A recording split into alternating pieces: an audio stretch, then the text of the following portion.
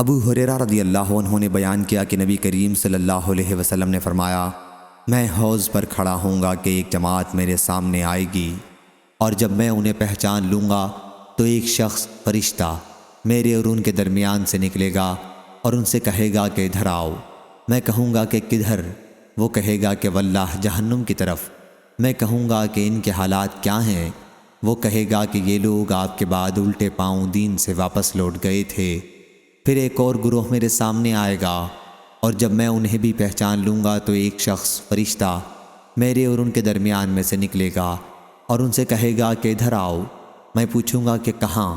تو وہ کہے گا کہ اللہ کی قسم جہنم کی طرف۔ میں کہوں گا کہ ان کے حالات کیا ہیں؟ فرشتہ کہے گا کہ یہ لوگ آپ صلی اللہ علیہ وسلم کے بعد الٹے پاؤں واپس لوٹ گئے تھے۔ میں سمجھتا ہوں کہ ان گروہوں میں سے ایک آدمی بھی نہیں بچے گا، ان سب کو دوزخ میں لے جائیں گے۔ صحیح بخاری حدیث نمبر 6587۔